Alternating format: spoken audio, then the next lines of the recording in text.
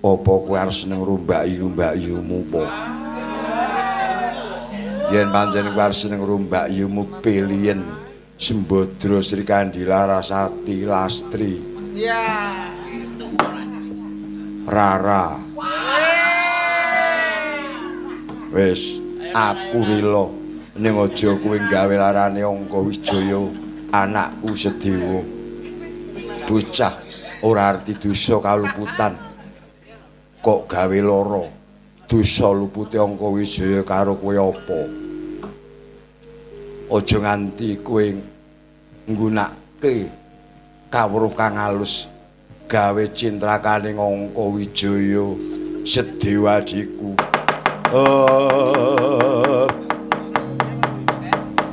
Sena Sudibya sawara-wara kenging sarira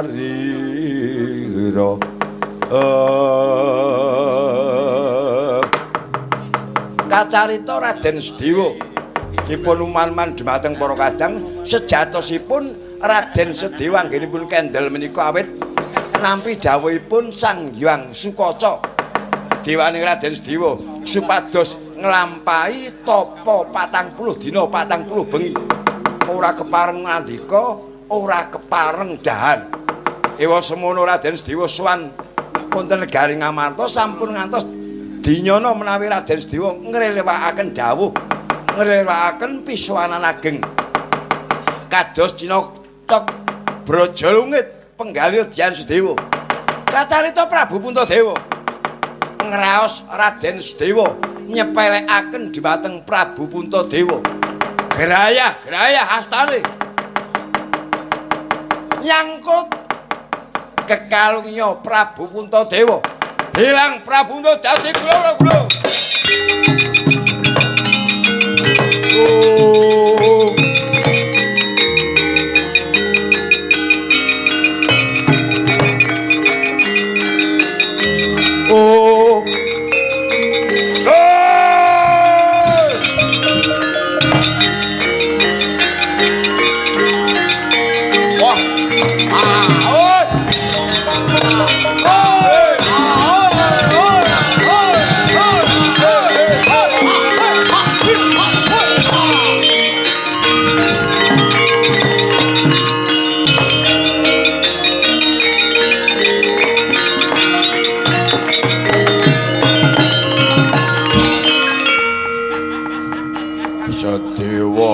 Balik karo pun kakang isih lasem kok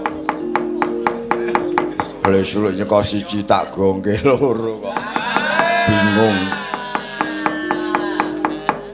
hahaha ngajari biasane ranggo kuwe ditokke kapan aku arep nganggo jan Sedewa kowe tegel karo Angka Wijaya tegese tegel karo aku di aku patenono Sedewa aku njaluk mati aku patenono raguan ngampah Sedewa huncat saking madyan pinggir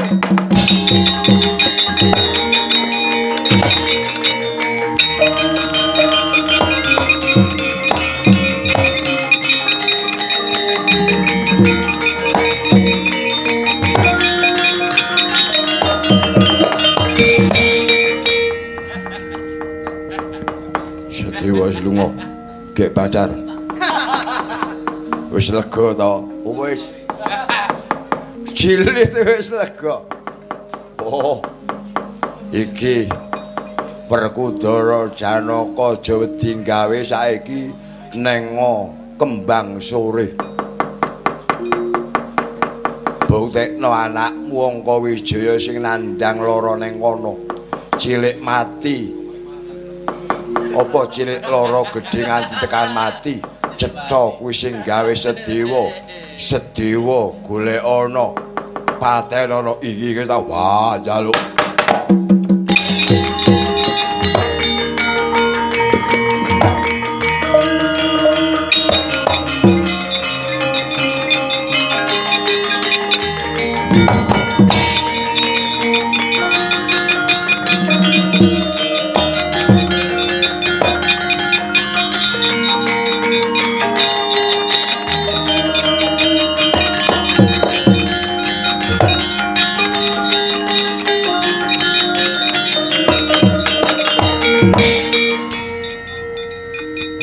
kados pundi wae. Ah, Gatotkaca durung tak kongkon iki mau ya dereng. Ah, kelalen. Gatotkaca kowe sewano ning Ndarawati nyuwuna prisa. Eyang Utari ilange ning endi? Menawi Wa Prabu mboten saged wangsulan boyongen rene. Koko Prabu Bathara Kresna ora gelem wangsulan, ora iso nuduhake luwane. Eyang Utari gawane mrene. Aku keng bakal rembukan karo Koko Prabu. Ih, sendika wis tak jawab.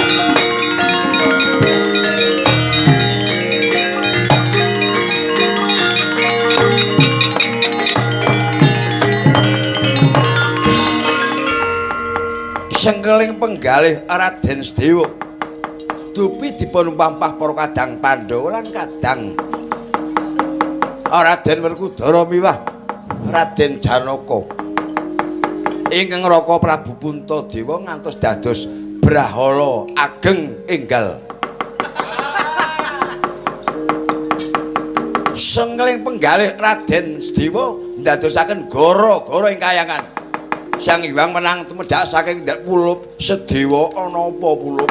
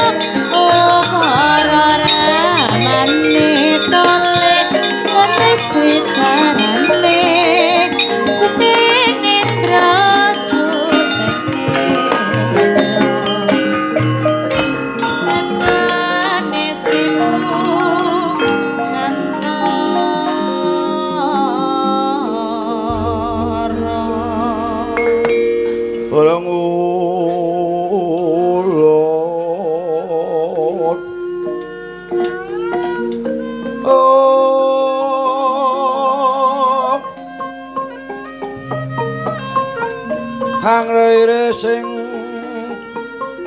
nala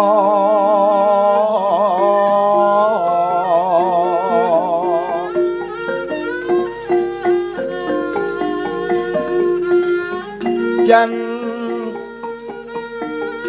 Sedewa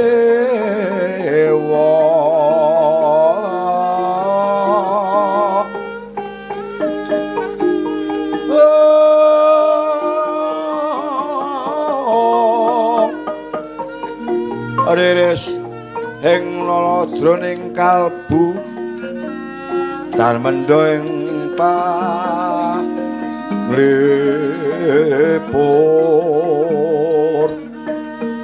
tan hono nyawa gawe krodanipun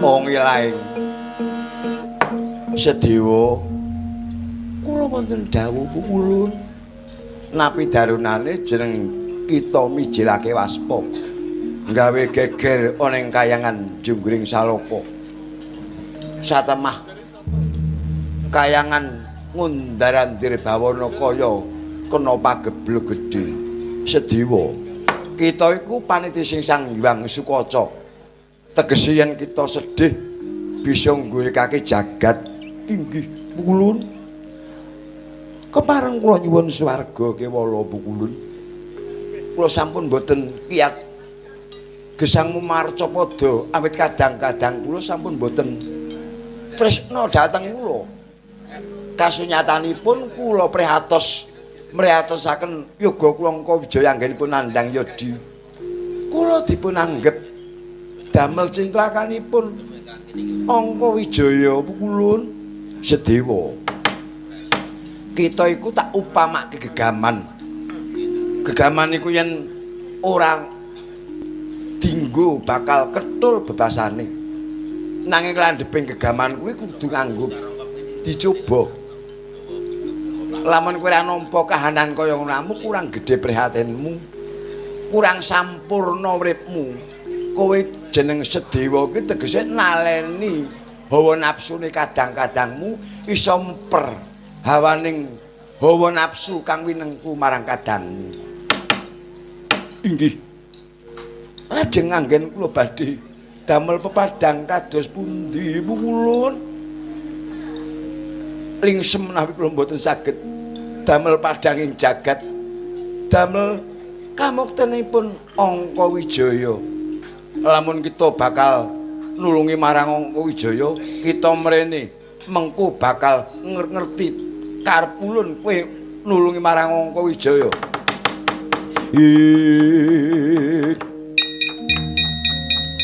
tandang sira wang makutha maguru jungkung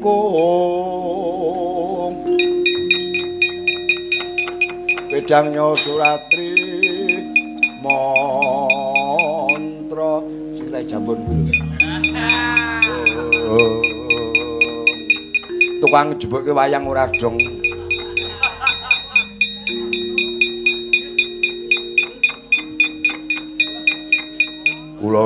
kula ngagem busana rumiyin Bu ya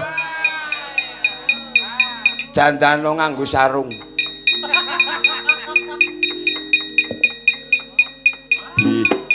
kula bukulut nah kaya ngono kuwi nadyan sandhangamu mung sawetara ora momyor nanging yekti kuwi dalaning pacobanmu inggih pancen kula menika japukanipun nggih namung menika medalipun khususon nggih wis kita saiki dadi pendhita ndak paring asma Begawan Dewa Micara seranane kowe bisa nulungi marang Angka Wijaya galu neng pinggiring Sabgara ana wanda loro nanging kowe kudu tutuk api lamun trenggiling api mati wong ngerti etok-etok mboyang ngerti ih menawi katen kula nyuwun tambahing paestu pukulun kepareng kula badhe damel wis aku percaya marang kowe Sedewa purba wisesa marang kita ulun bali makayangan inggih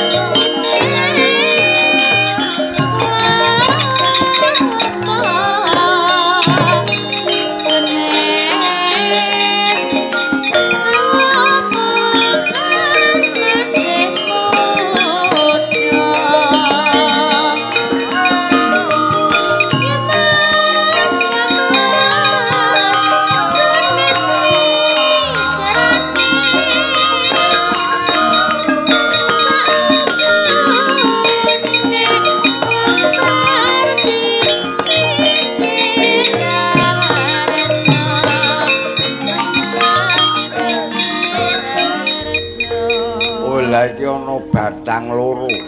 Yen ora pangling bathange Antarja karo Antasena. Mangka jroning carita Antarja ora kena mati. Antasena lan Antarja ya iki pacobaning urip. Kowe aja seneng gumalunggung, aja seneng umuk dumeh, kowe ora iso mati. Nanging Gusti Kang Purbengrat iku yen arep njajal menungsa 1000 dalane. Kowe kaparingan mati kanggo pepeling, merga kowe mesti ora duwe gegayuhan sing dudu tas mestine, ya. Ndak paringi lenga Pandhita Nirmala supaya kowe bisa waluya teman jati teman waluya. Raden Antasena Raden Antarja dipun dadasi lenga Pandhita Nirmala gregah kemutan rikala peperang wonten Garing Astina. Duka yasnipun Raden Antarja lan Raden Antasena.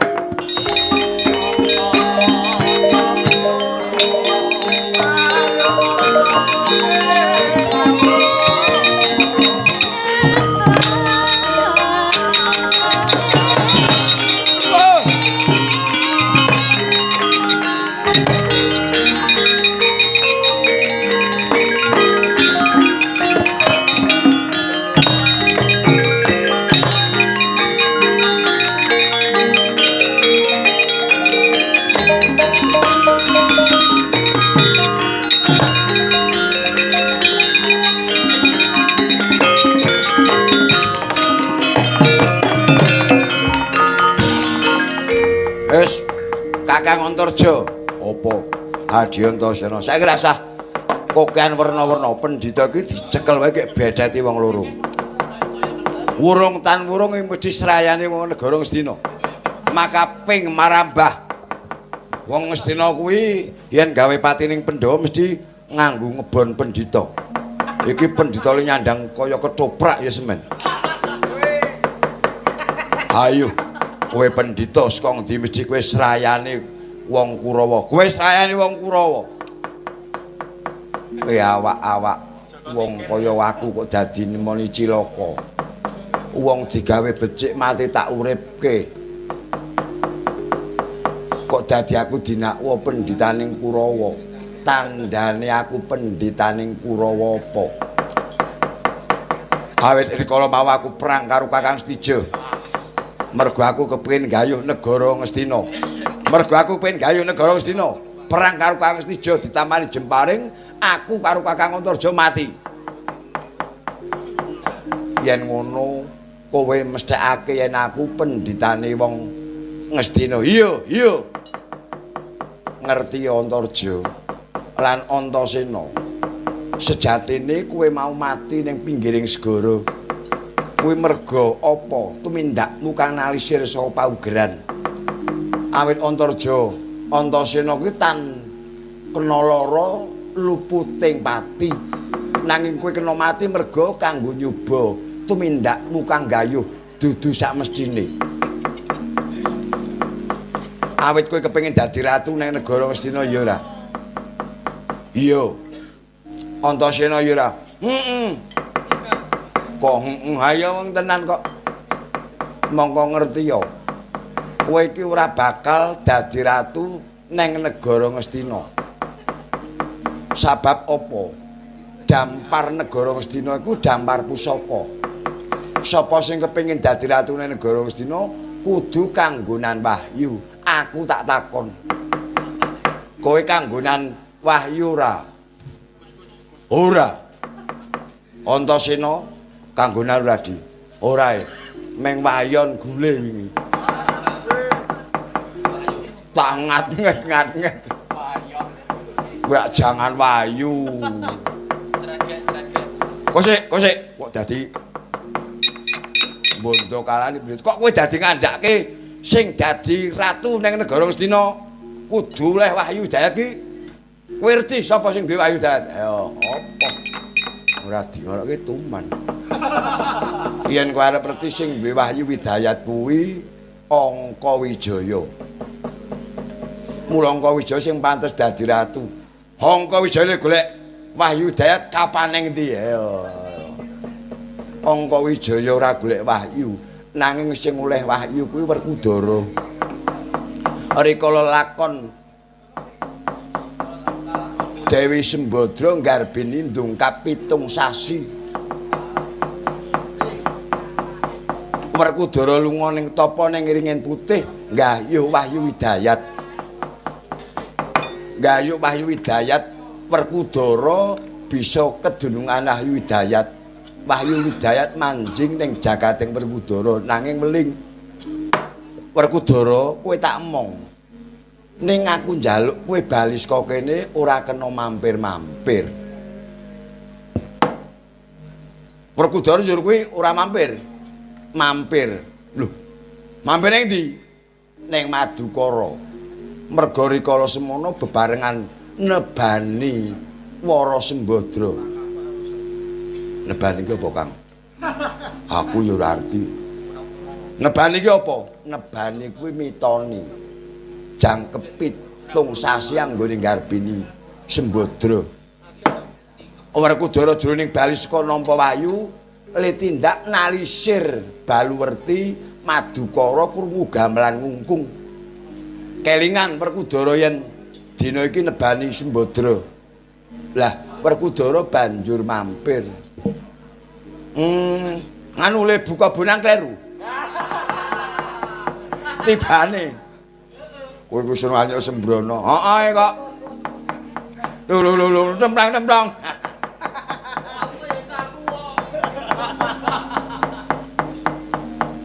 Werkudara mampir, mongko jroning kahanan kuwi agi Andramina. Andramina kuwi apa? Pesta dahar. Madang ngono to? Iya. Werkudara tekan kono ya terus melu madang. Iya, Werkudara melu dahar. Wah, mongko ora nyumbang ya. Teko-teko mangan ewut wae. Mongko imbuh kuwi mesti. Sakjroné Werkudara dahar wahyu uncat mlayu ning jroning taman Werkudara mlayu ngidak-idak kadang-kadang nganti bosah basih ora karuan. Oh, mecahke pirang-pirang nyamplaki anu basa cething Wadaska barang kuwi. Iya. Doyak wahyu nyemplung ning jagating Sembadra. Sejatine sing dijingi wahyu dudu Sembadra, nanging punang jabang bayi sing dikandhut Sembadra. Oh, ngono to. Dadi sing dileboni bayine kuwi sing dileboni wahyu. Iya. Werkudara bakal ngaku bojo marang Sembadra, ora oleh marang Janaka.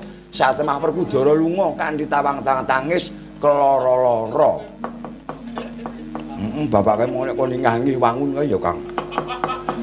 Anggere suwe ra deduwen, suwe ra nyekel tabuhan terus mbasmi karo suntrap-suntrup. Sawise mangkono kunang jabang bayi lahir, para kadang Pandhawa iku yen duwe bayi ora kepareng nyecep payudarane keng ibu. Bayi njaluk ngombe nanging diparingi apa-apa ora gelem, bayi mlayu nututi Werkudara mancat pentis nyesep payudarane Werkudara. Sejatine sing dombe dudu banyu susu nanging kuwi banyu suci Perwitasari. Sik kok dadi ngomongke lakon teteh ki. Kowe kok apal ki apa? Lah kowe garanku golek sandang pangan. Wong kok apal libat karo lakon Werkudara kopek bareng ki. Wah, memper. Memper Kang, sapa? Mak cilik sedewa ngono kok kon. Lho, kok kowe ngerti? Titenono. Satriya Pandhawa kuwi sing duwe andeng-andeng ning dhuwur lambe, liyane paman Sedewa ora ono. Aduh. Nyuwun pangapunten paman, kula ngantos mboten basa dhateng Paduka. Ora apa-apa Antarja. Kowe kok terus nyandang ketoprak ngono apa to, Man? Iki sandangane iki pancen khusus dienggo lakon iki. Oh. Mulane dine pendhita sing apik emoh ya. Iya. Antasena Antarja tak kandhani. Kowe yen nggayuh dadi ratu sengara kelakon, nanging yen anak turunmu melu mukti mukti ning negara Ngastina bisa kelakon. Wis aku keng tanggung. Lajeng caranipun kados pundi? Carane mrene yo tak dandani. Antarja cahya Pandhawa sisik pindha naga.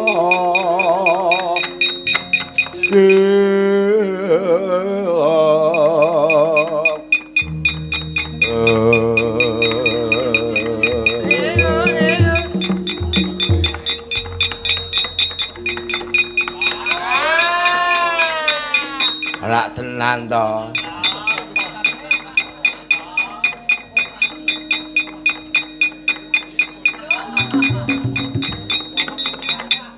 Tak pikir-pikir Paman Sedewa kuwi ora ndandani ning rusak. Lagi mau Kakang Antarja gagah pideksa. Sembada kok didandani kaya cethekan kok ngene iki njur kepiye? Aku mau ganteng bagus kok. Iki dandani kaya ngene iki njur kepiye iki kok kaya kecoprak iki apa to kepiye ta iki? Antarja Antasena wong arep mukti kudu wani mati, wong arep mulya kudu wani ngrekoso. Wong arep apik kudu wani ala. Kowe sadurunge apik, kowe sadurunge mulya kudu ngrekoso lan gelem elek. Oh ngono to. Lajeng kula nami sinten? Kowe tak wenehi jeneng Jala Sengara. Kula Jala Sengara. Iya. Aku sapa iki kaya ngene iki? Kowe tak jenengi Digdya Kala Ala Nganggur. Wah. Wis ala pengangguran wis ana ngguwane. Ayo njur kepiye kuwi? Wis saiki bocah loro nglakoni prihatin. Wektu dina iki yen pancen kowe bakal kepengin mukti nang negara Ngastina tak wenehi gawean. Jala Sengara golek ana Angka Wijaya, Ala Nganggur golek ana Dewi Utari.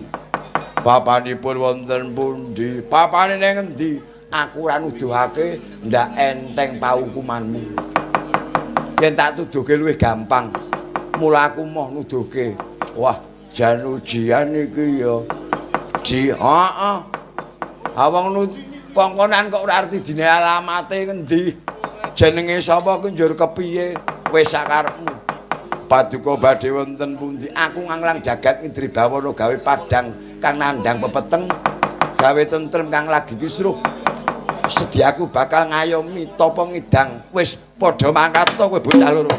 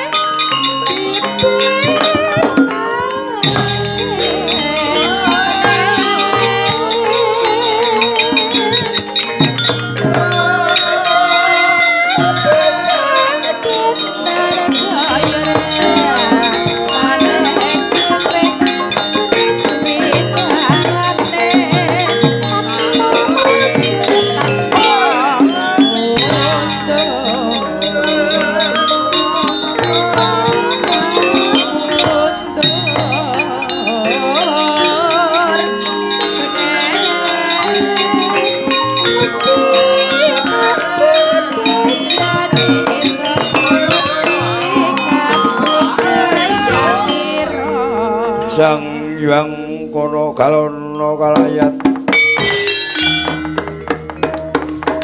kalayat mangkut maringkut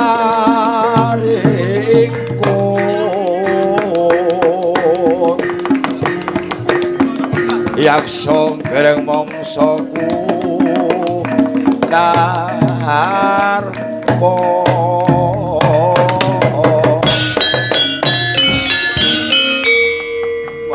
cilaka. Iki tegese aku saiki lekas ujian. Ujianing uripku aku biyen dek enom seneng aku ming jotosan, ngombe ora tau srawung bareng aku wis duwe keluarga, aku kudu mikir mukti ning keluargaku ya bener. Mergo aku mung ngetokke kuwanenku, ngetokke kekuatanku satemah cilaka uripku, aku ora tau prihatin, ora kaya Kakang Gatotkaca.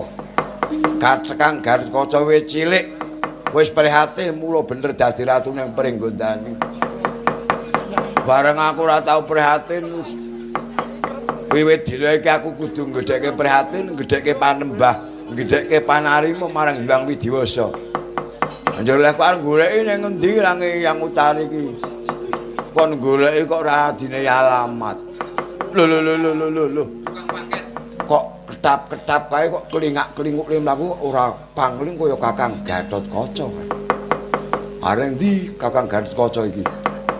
Wah, ya aku duwe keyakinan mesti Kakang Gatotkaca ning ndi lungane Kakang Gatotkaca mesti ning kono papane Yang Utari. Aku tak edok-edok ora kenal. Mengko ndak konangan. Kang Gatotkaca kowe arep ning ndi, Kang?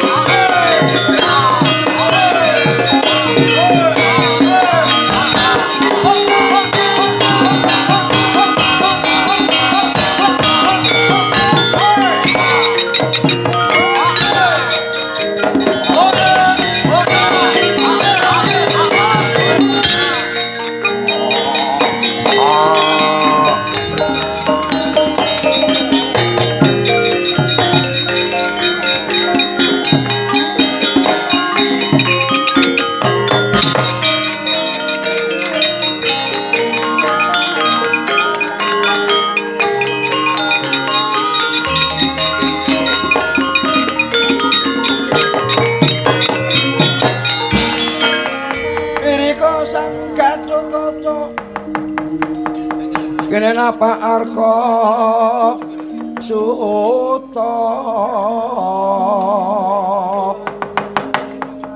teka pira krasna sigra manjing ing yudha ing ujaran sirawang garjita bagya mawancana bima mawa pakon wang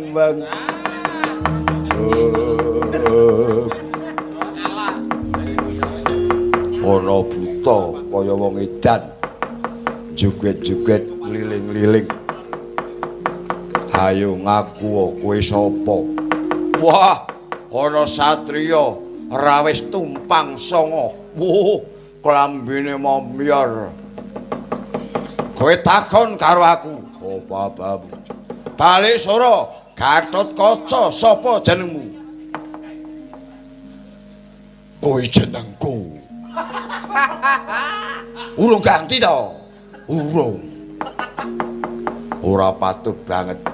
Wis reti karo aku. Aja meneh karo kowe, anak bojomu sedulurmu aku reti. Ora buta kaya wong edan kok dadi reti.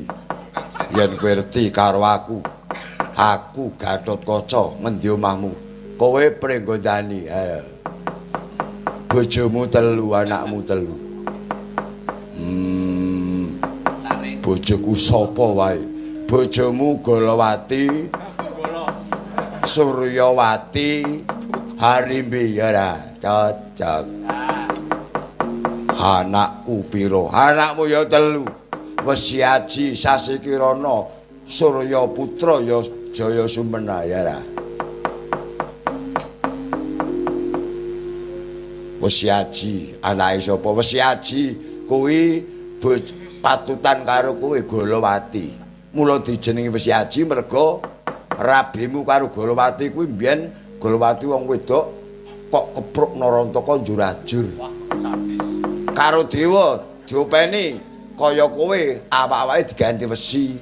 Rening wesi karo wesi ra iso peputra dinehi pusaka jenenge Benda Jemur. Terus dia anak kok jenengi Wesi Aji. Ya ora cocok. Wong edan. Sasi Kirana patutan karo Arim apa? Pergiwa ya ora. Ya ora cocok. Jaya Sumpena karo Suryawati. Jaya Sumpena apa Suryawati kae wis duwe anak. Jaya Sumpena ning urung kok ijabi. Cangkeme. Belawanan ora. Alah tenarmu aku jagong kalah 500 ya. Ora patut banget. Kowe sapa? Aku ora nganggur. Ora nganggur ya Digdya. Ora nganggur lak wangun to jenengku. Semingkir aja ganti dadi pepalang lakuku. Ora gelem semingkir mesti tak potol guru bapo. Wani karo aku, apa sing tak wedeni. Wani karo aku tiban Narantaka pecah sirahmu. Kuwi ndekku, Cik. Aku yang duwe, Cik. Ora patut banget. Kemaju potol kaklak tiba.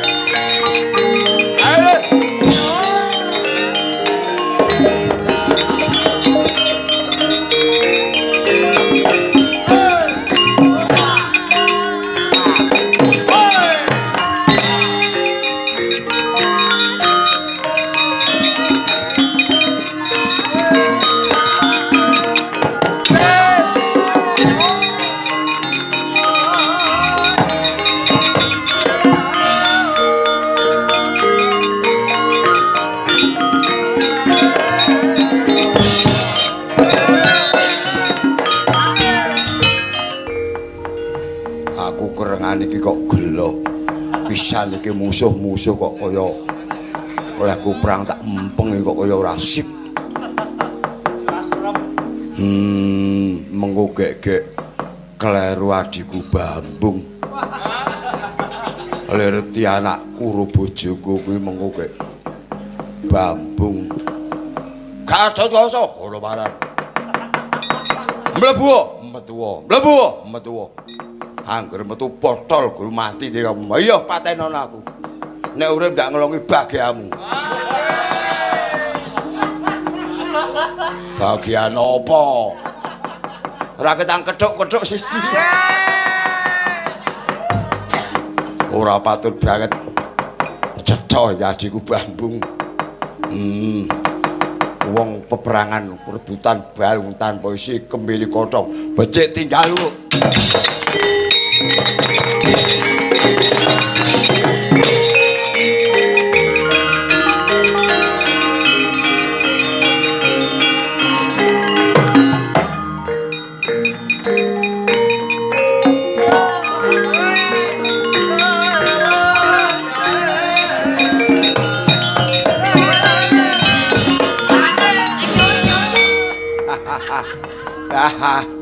Kakang Gatotkaca mumpung le gelune tak sambi guyon. Bareng kuambles kok gelo. Monggo arep tak anyar leku perang artenanan malah. Meling-meling anyar. Kakang Gatotkaca gelo mungsuh aku ya. Ning aku percaya. Ning dilungane Kakang Gatotkaca mesti ning kono papane Yang Utari. Ya. Arep tak tutke lakune Kakang Gatotkaca. Najan ing wanci bengi nanging Kakang Gatotkaca kuwi oleh paringaning Bathara. Klambi Antarakasuma yen wanci bengi murup amrok cahayane. Yo, Kang, kowe ning ndi aku melu, Kang. Aku adimu goleki Yang Utari, Kang.